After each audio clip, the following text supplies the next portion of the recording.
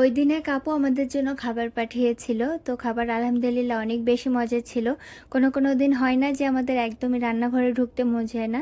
তো দিনটি সেরকমই ছিল আমার জন্য। শুক্রবারে একদমই রান্না করতে মন চাচ্ছিল না। তো ভাত রান্না করে বসেছিলাম যে তরকারি কি রান্না করব ভাবতে ভাবতেই শেষ। হঠাৎ দেখি আপু আমাদের জন্য খাবার পাঠিয়েছে। এখানে খিচুড়ি ছিল, গরুর মাংস আর চাটনি ছিল। তো খাবার অনেক বেশি মজা ছিল। আমি এখানে আয়রার বাবাকে খাবার সার্ভ করে দিয়েছিলাম আর আয়রার বাবা শসার সালাদ রেডি করেছে।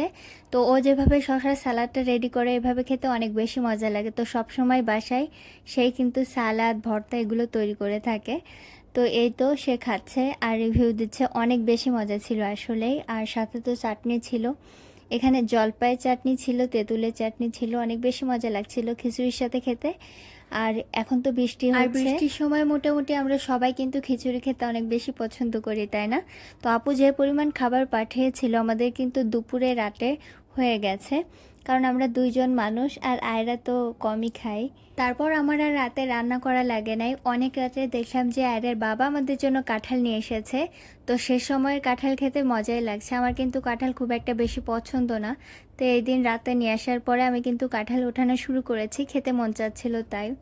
আর একটু শক্ত শক্ত কাঁঠাল হলে খেতে ভালো লাগে আমার কাছে। তো এই কাঁঠাল উঠিয়ে আমি এখন লেবু আর একটু লবণ দিয়ে মাখিয়ে খাবো। এভাবে খেলে ভালোই লাগে। কিছু কিছু কাঁঠালের কোয়া দেখলাম যে গাছ হয়ে গিয়েছে আর এগুলো অনেক শক্ত ছিল এই কাঁঠালের কোয়াগুলো। তো এগুলো আর আমি নেই নাই, যেগুলো নেয়ার মতো এগুলো নিয়ে আমি লেবুর রস আর লবণ দিয়ে মাখিয়ে খেয়েছি। আমার কাছে খুবই ভালো লাগে এভাবে খেতে। মানে এমনি এমনি যদি আমি 2টা কোয়া খেতে পারি, তাহলে এভাবে মাখিয়ে খেলে কিন্তু 4-5টা কোয়া খেতে পারি। মজাই লাগে। আর শেষ সময়ের কাঁঠাল যেন আমার কাছে খেতে ভালো লাগছে।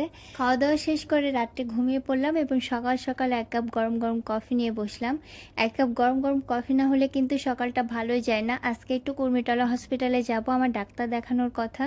তো আমি কিন্তু বাসা থেকে তাড়াতাড়ি করে বের হয়ে যাব। কুর্মিটলা হসপিটাল সরকারি হসপিটাল হলেও কিন্তু এখানে অনেক ভালো ভালো ডক্টর বসেন আর আমাদের পরিচিত ডক্টরও ছিল, এই জন্য আমি মাঝে মাঝে এখানে আসি। তো আয়রা আর আয়রার বাবা এই যে ডাক্তার দেখে বাসায় যাওয়ার সময় ওদের একটু ভিডিও নিচ্ছিলাম। কুর্মিটলা হসপিটালের সামনের পরিবেশটা আমার অনেক বেশি ভালো লাগে।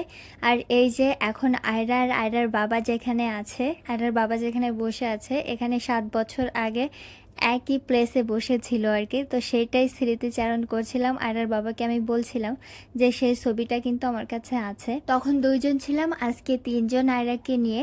তো 4-5 বছর পরে যখন আবার আসবো, আজকের ছবিটা কিন্তু স্মৃতি হিসেবে রয়ে যাবে, তাই না? এখানে বড় বড় কাঠগোলাপ গাছ আছে। তো ফুলগুলো পড়েছিল আর আমার তো খুবই ভালো লাগে রাস্তার পাশের ফুল কুড়াতে।